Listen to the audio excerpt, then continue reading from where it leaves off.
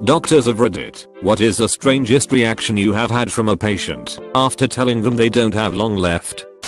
Was a hospital chaplain. Had to stop because it beat me down and my heart broke over every one of those people. Still, to answer your question, most cried and were visibly afraid, but one guy who was my age at the time, fairly young, was dying from alcoholism related issues, and I was around shortly after he got the news that he wouldn't live as soon as they took him off the dialysis. He said, "Don't feel sorry for me, I did this to myself. I'm just worried about how my mom is going to handle it. But really, I'm fine with it. I know I went too far and this is what happens." Woo-wee. My dad is a doctor. I asked him a few times if anyone has ever died his most memorable patient / what made it worth it. He said the most memorable patient was a young girl he had, 16 years old, who was dying. When he spoke to her about what was happening, she simply asked if someone could bring her the book in her bag and keep her mom out of the room while she read, because those people exhaust me. She finished the book and a week later died. My mom's godmother reportedly looked at the doctor when he told her she had stage IV lung cancer and said, "Well, I'm 94. It was bound to be something." Completely calm and accepting. It happens, but every single patient encounter until then had understandably involved shock and bursting into tears. This man was calm, cool, collected. He was very polite and thanked me for my time. Turned out his daughter is a radiologist at the hospital we sent the biopsy sample to, and she had accessed his patient files to inform him of the news as soon as it came through 2 days earlier. So I had told him nothing new, and he had just politely sat through my talk before we could start discussing referrals. I don't know how I felt about the encounter. Putting your child in a position where they have to be the one to tell their parent they have 6 months left to live is rough, and there are medical legal issues. But waiting to hear biopsy news is also rough. I don't know his daughter or their relationship, so I put it away in the back of my mind and didn't take it out again. I'm not a doctor, but my friend is. He told me a story of an older patient he was treating with cancer and he was giving him the treatments available to him to prolong his life and give him a little bit longer with his family and friends. The guy responded back with something like this: "Son, I've lived on this earth for 76 years. I've seen my kids grow up to be amazing, and they've given me grandchildren to enjoy. I don't want to start a treatment that takes away my ability to enjoy them. I damn sure don't want to start treatments that make a steak taste like metal. I've had many years here, and when my time comes it will come. Thank you for your help." Most were heartbreaking and involved a lot of tears on both sides. On the brighter side, I once had a patient in her 80s with a fairly prominent chest tattoo which had remarkably sharp definition and a modern flair. She informed me that she always wanted a tattoo and she'd reached the point in her life that she did what made her happy, so she had it done that year. She was a damn cool grandma. My mom told me that when she had staph infection in her knee really bad when I was just a kid, her doctors told her to make plans for her death just in case. My mom just busted out crying for about 15 seconds before she just turned into the most cheerful woman. Needless to say, it spooked my dad, her nurses, and her doctors. Not a doctor, but when I was in pharmacy school I did a rotation at a cancer ward. Had a few people die while I was there. One was a 90-something-year-old man who had some sort of brain cancer. The doctor told him he had about a week to live. The next day we were doing our rounds, and he was in his room singing "I'm about to die, I'm about to die" over and over, and laughing about it. EMT here.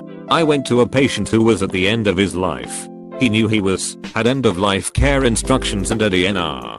We were called as he was vomiting and having abdominal pain. We got there and gave him pain relief and just sat with him for a bit. It was clear he was on the way out and probably wouldn't live through the night, and he knew it. He asked us if he was going to die, and we didn't outright tell him, but we said his vital signs were starting to decline and he wasn't looking too good, etc. When we said this, he kinda just went okay then and sat there in silence with his eyes closed and almost like a little smile on his face. I have no idea what he was thinking, but he almost seemed relieved, like glad that it was all coming to an end. From what I know of him, He'd been virtually bedbound with pretty much 24/7 care for the last few months.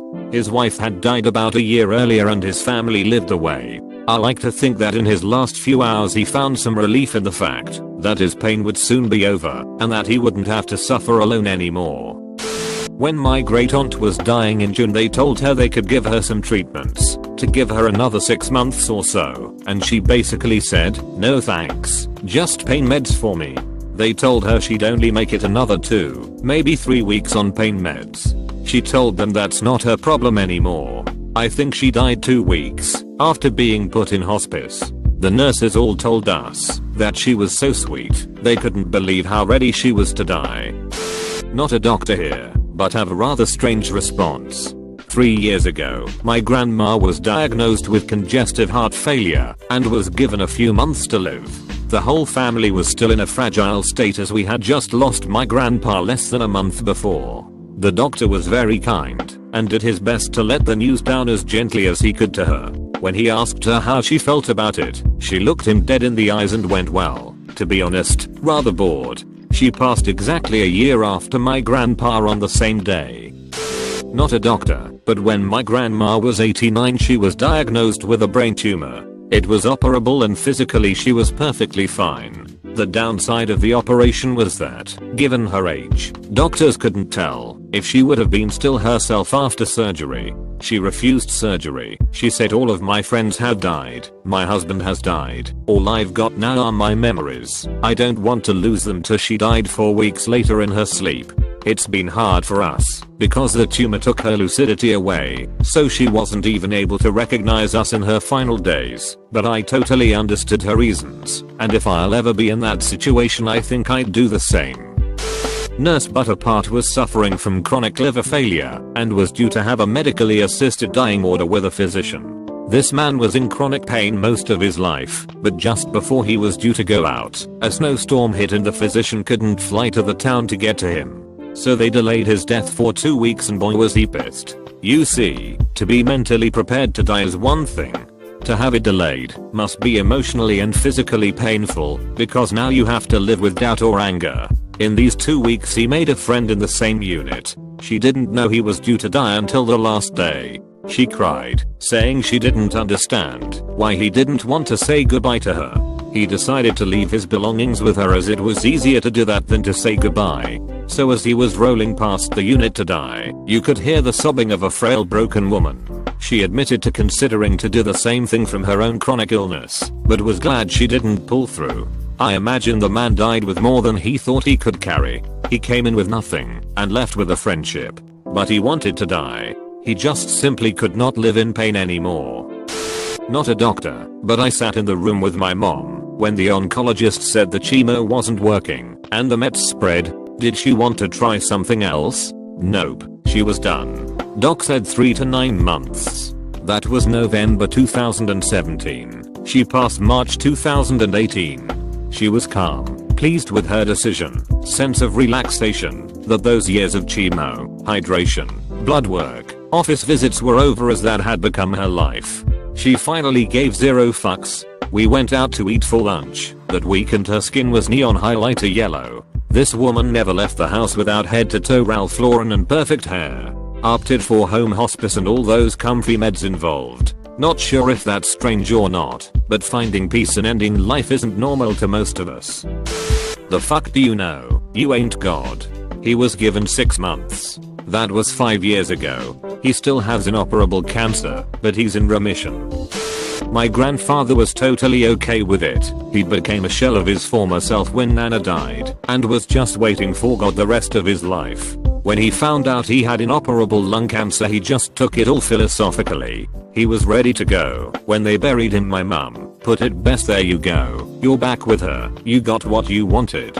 They'd been married almost 60 years. She passed a week before their 60th wedding anniversary. I can only imagine the pain he must have gone through. I'm a doctor, and the strangest reaction I've had was, "Are you sure?" Okay, then. To be fair, I think he was already a little numb. His wife had died from cancer about 2 weeks ago, and then I had to tell him he had lung cancer. One time I told her mother her child wouldn't live for very long and she freaked. She sweared and stormed out the room. I think she has never entered the hospital again. Somewhere out there is a 90-year-old woman who, when told she had terminal cancer, decided that she wanted to spend the rest of her life traveling with her dog. If she's still out there, I hope she's happy. Not a doctor, but an apprentice in college. My boss said to me to go with him when she delivered the notice, because I will need to do it one day. Dude was silent as a rock. I was the last one to leave his room. He called me and said, finally, I'm going to Valhalla to see my grandma. I said, yes bro, your grandma is waiting for you. Never saw a most sincere smile in my life. He didn't had anyone left. I was the last person that talked to him, and was the first person he talked that was kind to him. He passed away, and the next day, I cried when I heard the news. Read up on the story of magician David Blaine, and how his mother passed away in his arms when he was a kid. This event was so profound that it forged the David Blaine we know today, who is truly an incredible person.